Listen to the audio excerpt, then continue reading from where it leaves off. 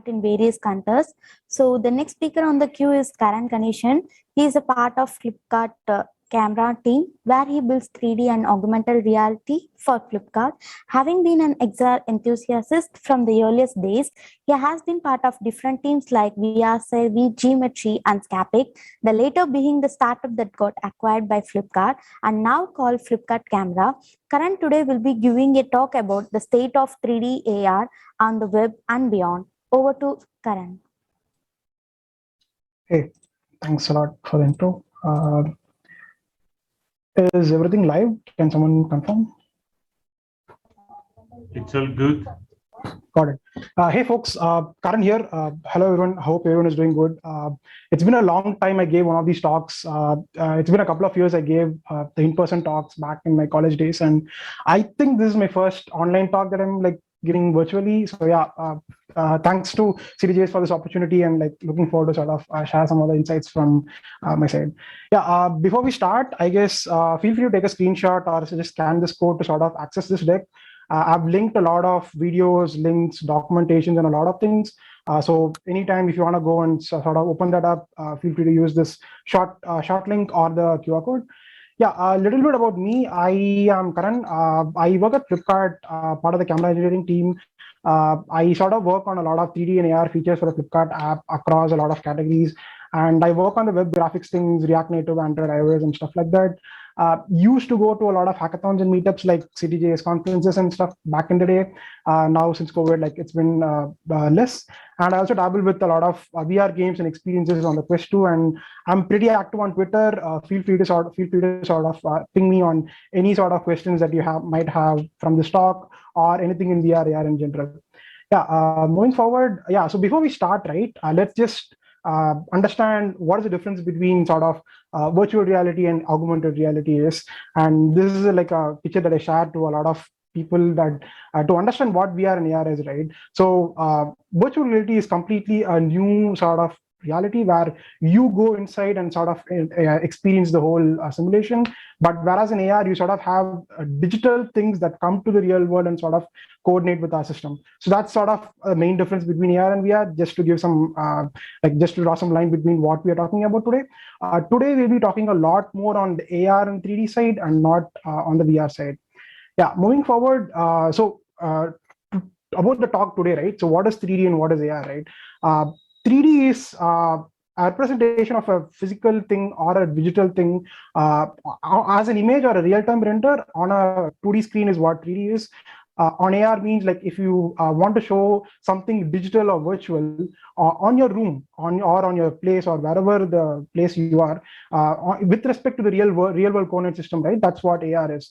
And typically you sort of see these via HMDs in classes and holographic projectors and stuff like that. And mostly also smartphones, because everyone has smartphones and a camera with it, right? So yeah, that's where a lot of people sort of see AR through today. Yeah, and everyone also knows about web, right? So web is, most people should be knowing about it. In fact, you're watching this live stream on the YouTube channel or Twitter or the video platform. So you know what web is, right? It's a bunch of documents linked together and a bunch of people talking to each other. And it's near instant. You just need to URL to open it. There is no apps to open, it's cheap access and stuff like that. That's why the web is so cool, right? Now, coming to what 3D and AR is for the web, right? So you might be wondering why even we have to do this, or what does it even mean, right? So basically what it means is running 3D and AR on the browsers like Chrome, Safari, Firefox, and stuff like that. That's what we'll be sort of talking through today, and understand what are the things that you can use to make this possible and stuff like that. A couple of examples, right? On the left is something called the Sketchfab 3D Viewer. It's a Epic Games company where they have 3D viewers to sort of render 3D models on websites and stuff. On the right is something from Google. Google made a lot of WebXR experiments where they just showed what is possible with sort of AR in Chrome and stuff like that. So yeah, that's just to give some understanding, and we'll go deeper under each one of these also moving forward. Yeah, so now let's talk about the things that you can use to do 3D on web, right? So one of the major things to sort of look out for is this web component called Model Viewer. It's from the Google team and a lot of open source contributors also. It's pretty small, 211 KB, and it's also based on 3JS. And today, where you can see model viewer is like on Google search, right? If you search for a element like oxygen or like tiger or like some animal name, right? You sort of get this 3D viewer that Google has integrated with the Google search. That is here, if you see on the oxygen center card, right? So that 3D, the thing with the atoms, electrons, and neutrons are like a 3D element that you can rotate and see and understand what other parts are like. And on the right is an immersive ad that Google has done with the thing called swirl ads, where you can sort of have immersive 3D ads also shown with this model viewer component that you can see. Yeah, that was patent from Adidas also. Yeah, and so model viewer is sort of a go-to solution today for rendering 3D on the web. It is super feature complete. It has a lot of features like hotspots, variants, and stuff. Hotspots are like highlighting a part of a 3D model. Variants are like if you have a different colors and different textures on a shoe, right? You can just switch between them with some UI and easily sort of see a lot of 3D models over that. So that's like model viewer in short. And just to give some examples of things that I built in the past, right? So on the left, the two videos that you see, the photos that you see are an interactive 3D skeleton example where I was part of a team building this for a company called Vedantu, where we sort of made a interactive experience where you can just explore the parts of a body and skeleton and stuff like that.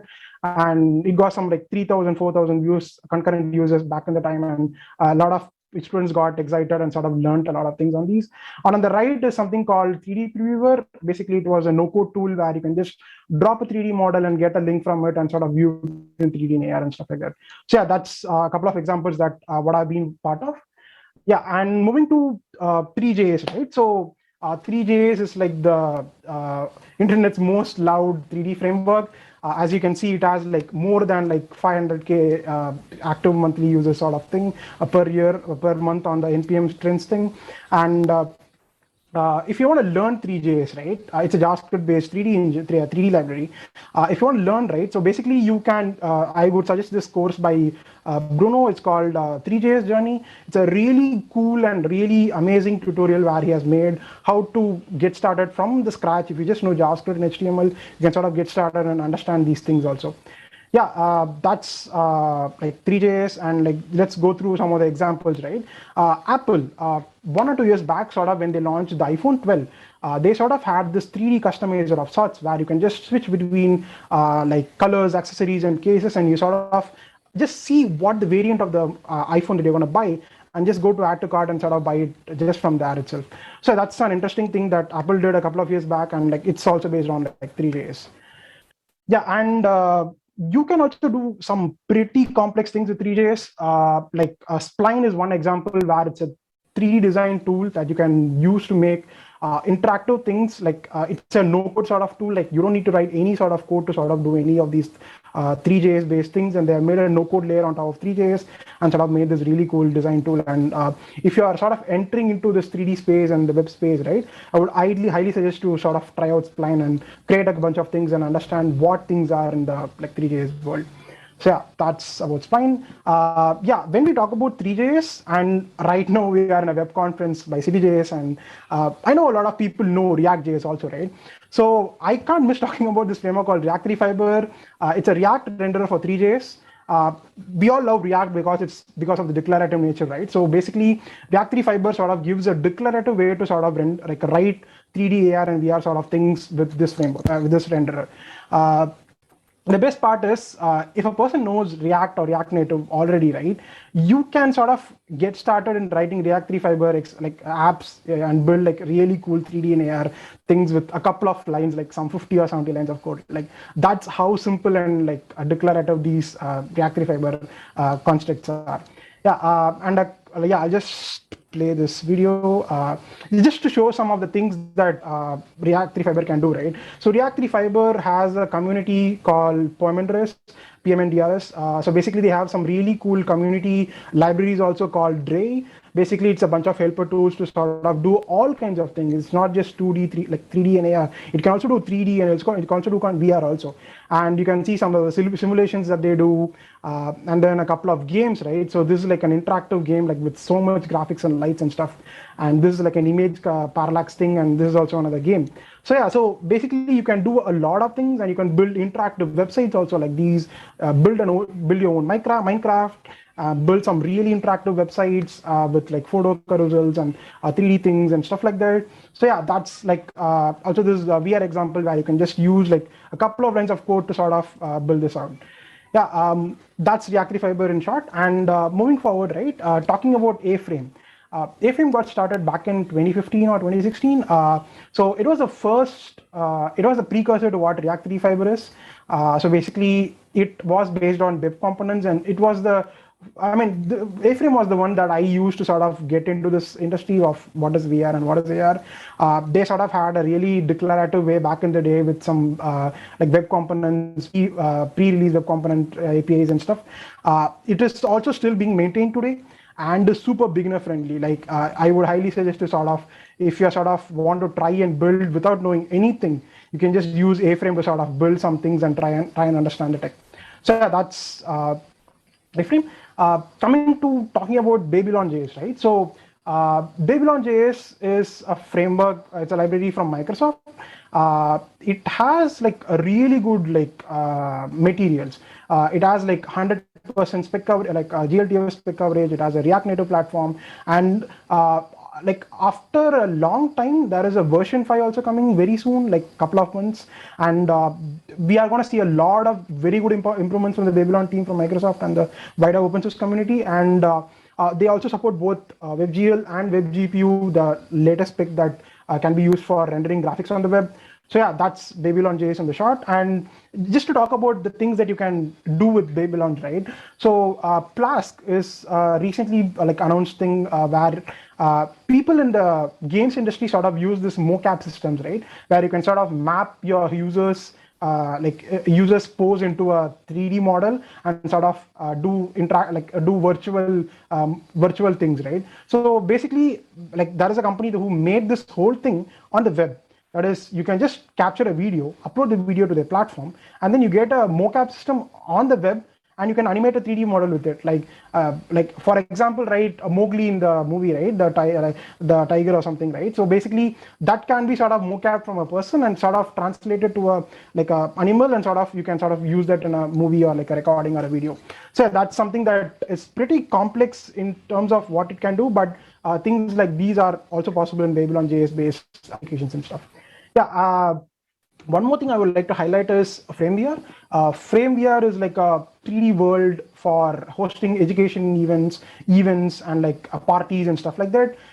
It's a really cool place to sort of, let's say you want to build, it's like Zoom or Meet in 3D. So if you want to sort of create a space and then put maybe recreate your whole office, right? You can recreate your whole office, put there and bring people into the space and sort of interact and talk and like host events and do parties.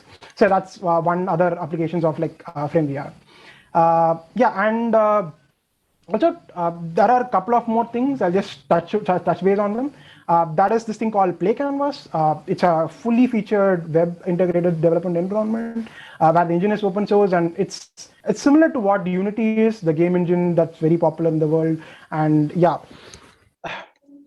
that's Play Canvas. And talking about OGL, right? So if you know like all sort of shaders, and if you want something that's very small, like 50 MB or so, right, or 30 MB or so, you can use this framework called OGL and sort of do really cool effects with like GLTF, like JavaScript and stuff like that. So yeah, that's an interesting thing that's a good to have sort of thing if you want to do things at very small scale. So yeah, that's OGL. And also talking about Unity, right? I mentioned before that Play Canvas is a Unity-like engine. Recently, also Unity also sort of started to support WebGL export, where you can make 3D apps or WebXR apps and sort of like export it out for a web page and sort of like play it on the web. But the thing is, it's really sort of high in size, and you need to have some sort of downloads and stuff like that also. So yeah, that's Unity for like WebGL. I guess until now, I've been speaking like WebGL, WebXR, WebGPU. Let's just go through what these are, right? So, so the first one that came was WebGL, and right now also a lot of frameworks and libraries use WebGL. and web GPU is the upcoming like rendering thing that you can use to make some really good like experiences. Today, Babylon.js, 3js, all those sort of have like beta support for web GPU. One of the reasons to use web GPU is it gives some advanced features in the way in which you interact with the GPU, and also some really good performance benefits when you sort of use web GPU. To be honest, you don't need to understand all these things when you're building an app or like application. If you want to sort of go deep into the like optimizations and performance sort of things, you would need these to understand these and sort of dive deeper and optimize. But if you're not doing those and you're trying it out and sort of building a good general application, you don't need to sort of go deep dive into these things. Yeah, so I guess until now we talked about what 3D things are in the web, right? So now let's talk about AR on the web, right? So what can you use today to do AR on the web? Yeah, so let's talk a little bit about how the evolution was, right? So we started with 2D screens on computers, and then the iPhone, and then the Android phones, and a lot of phones now where we even play 3D games today, right? It's normal as it is, and even on websites you have 3D things on the thing. And then we sort of like when the Oculus sort of came in 2015 and 2016, we sort of started to see a lot of wearable headsets like Oculus Quest 2, HTC Vive, and stuff like that, right? So that's the in-between stage. And since a lot of people have smartphones and there is a camera in the smartphone, you can do AR on the smartphone like as an handheld AR device. So, and the next couple of slides that I'm going to talk about is mostly going to cover into the handheld AR, and we'll talk about the wearable AR towards the end of the presentation also. Yeah, that's the little bit of the evolution. And now, today, if a brand or a business or a startup or you yourself want to try out anything on the space to put AR on the web, right? There are four main things that you can use today to out of the box that you can use and sort of deploy in a couple of days or so. So the one thing is WebXR. WebXR is a browser spec that a lot of companies are collaborating and building. That's the Google example that I showed earlier also. And then there is a scene viewer by Google. Like you can just open a link and sort of open the 3D experience in the Google app and sort of view it. And then you also have AR Quick Look, where it's part of the iOS OS, and you can just open up links to open like 3D experiences and open it. And there are a couple of custom computer vision based like things called like 8th Wall company, and they have their own sort of rendering thing like SLAM tools and like AR things. So that's the custom CV part. So let's go through each one of them, right? I'll just play it. Yeah, so basically Google being the forefront in the WebXR, right? They sort of make experiments to understand how this technology can help, right? So a couple of experiments that Google has done is, one is this like portal sort of thing into a next world, like it is tracked on a 60 plane, and you can sort of go inside and see like sort of some really interactive stuff. And then there are some useful things like Measure. I guess in iOS you would have seen the Measure app. Basically that Measure app, Google has made it on a web browser and deployed it as a website. So you can also do that. And then the next one here, what you're seeing is like now COVID is happening. And now if you want to keep the distancing, right, you can just have a ring around you to sort of show where people should be like far from you and stuff like that. And then let's say you take a picture on a phone, right? Now, what if you can persist that in the location that you take, and then when you come back, you can see that picture on the exact location that you took. So that sort of persists the image on that location, and that's really cool. You guys should try it out. A lot of Android phones should support this on the latest Chrome browser. So yeah, that's the like experiment that Google has made. So yeah, now talking about WebXR, right? So WebXR today is sort of is dependent on a thing called AR Core. AR Core is like a library that Google has made for all the Android apps, Android phones in the world, and a lot of companies also do support it. There is a link in the next slide where you can just see if your phone is compatible or not also. So when the phone has like AR Core, and if you can use the Google Chrome's latest version, right, you can sort of try Google like the WebXR like based experiences. But today on iOS, it's not supported, but there is a lot of work going on from the Apple's end to sort of support this. And I guess you'll see this in a couple of months or years. So yeah, that's something that's in work in progress. And also if you have a Samsung phone, like the Samsung browser also supports it, and also the Firefox app also supports it. So yeah, that's WebXR and like what you can use and how you can use it. And WebXR is maintained by this group called Immersive Web Working Group. It's part of the World Wide Web Consortium from the W3C group, where who creates and maintains the HTML, JS, and specs also. So this is part of that also, and will be added in later on when it goes stable also, and when we have support for across all platforms also. So yeah, now let's talk about a couple of things that I talked earlier, right? The scene viewer, the Google experience, right? So basically, it's by Google. It runs, when you open that scene viewer link, it opens up the Google app. You can use it, you can trigger it from a link on a website or an intent on an app. It's super easy to use. It's also available as part of the model viewer that we talked earlier on the 3D side. And then you can do customizations up to a level. You can add the call to action buttons that you see here on the visit button, and you can add title, subtitle, and you can also capture videos and images. And it can also have animations inside the 3D models. And Google sort of repeatedly sort of updates and keeps this experience up to date, and keeps adding features like these to the scene viewer. It's because it's the when you update the Google app on Play Store, Google might add a couple of features here and there, like on a monthly basis also. So yeah, that's scene viewer. What a scene viewer. And let's talk about AR Quick Look, right? So AR Quick Look, I know people must be like familiar with what Quick Looks are. Quick Looks are like easy to use, fast preview systems in like the Apple ecosystem. So AR Quick Look is part of the iOS and iPadOS operating system itself, and it's super easy to use. It's also using links to trigger on the web. It is you can present these AR Quick Look views from the apps also.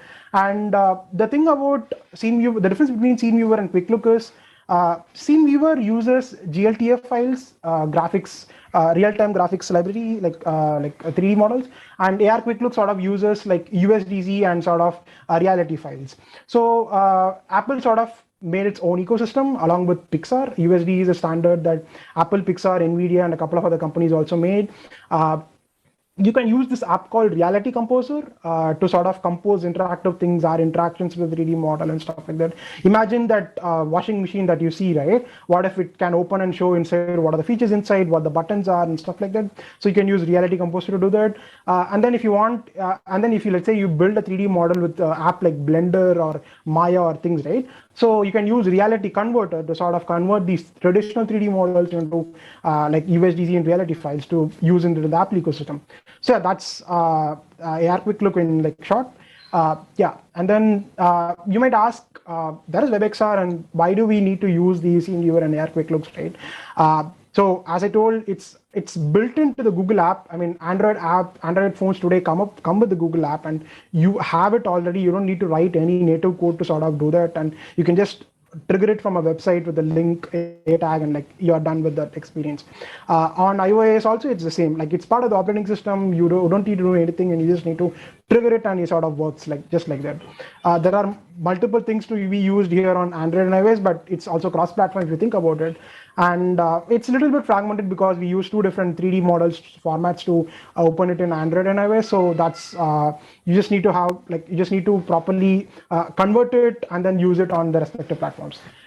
Yeah, and just to show some of the real world examples that right. So this is something that we deployed at Flipkart. It's live on in 4 digits of number of like products, and it has similar to what I said in the Scene Viewer. We use like Scene Viewer and AR Quick Look to sort of power these experiences. It's linked to the Flipkart app, Flipkart mobile website, iOS app, and the iOS mobile website. So yeah, it's like if you search for a coffee table or like a Samsung refrigerator or like something like that, you should be able to see this button called View in your Space, and then you can sort of open up these experiences on the Flipkart app today. So yeah, that's like a real world example of what I was part of and we are doing as a team at Flipkart also. Yeah, so we have been talking a lot about what things you can do with AR and 3D on the web, but we sort of missed one thing, right? So what is 3D models and how are they created, who creates them, and do we have standards for it? I touched upon the standards a little bit, like the GLTF and the USDZ are like from the Kronos group and the Pixar and Apple consortium, right? So traditionally, like traditionally you can build 3D models on softwares like Blender, Maya, Cinema 4D, Adobe Substance, and stuff like that. It sort of has like a different stage process where you sort of first model the geometry of it, and then you sort of need to do a texture sort of things like UV mapping, baking the lights and things, texturing with materials, and sort of rigging it also. And end of the day, it's rendering. The rendering part is what we have seen in the past, that is 3D and AR. The end view is the rendering part of these. So yeah, and you might wonder like, these things are pretty complex. Can this whole 3D modeling pipeline can be automated or not? The answer is yes, to some level, but depends on some like use cases that you're trying to do. So there is this technology called photogrammetry. It's a process where you take a bunch of images and let the AI do its magic, and you sort of get a high poly 3D model out of it. So like that's as simple as it. And Apple has invested a lot in this. They have even launched this API called Object Capture. It's part of the macOS Mojave like OS, and you can app developers can sort of use this API to sort of convert videos and images to sort of 3D models. And the 3D model that you get out of these systems are super high poly. It's really good in quality, but of course it comes with its pros and cons that you can sort of read upon like in later when you research about it. And there is this reality capture app also. Reality capture is part of Epic Games now, and they also have this really cool app that you can use across all platforms, and you can sort of drop in like in reality capture you can do things like capturing the whole city, capturing your whole home, or like capturing a whole country probably in the future, and like sort of bring those all 3D models into a 3D world and sort of experience it, right? So basically like digital twins of like the real world objects. So that's something you can do on a scale with reality capture also. Yeah, so we talked a lot about AR, 3D, and VR and stuff like that, right? Now let go back one part, like one way, and just understand like how did you get here, right? So it started with 2D apps, and then we went to 3D on like apps, and then the Google Glass came, and then during 2015 and 2016 there was WebVR. And then there was Oculus and PCVR that happened like in the 2017 to 2018 era. And then now we have a lot of smartphones that have AR also. And then there are companies like Magic Leap and Apple and a couple of more companies that do wearable AR also, that we'll be seeing it in 5 or 10 years. So yeah, that's how we have been evolving from. Yeah, and let's see what you can use today, like near today, right? So today, HoloLens and Magic Leap 2 also supports the spec called WebXR on their respective browsers.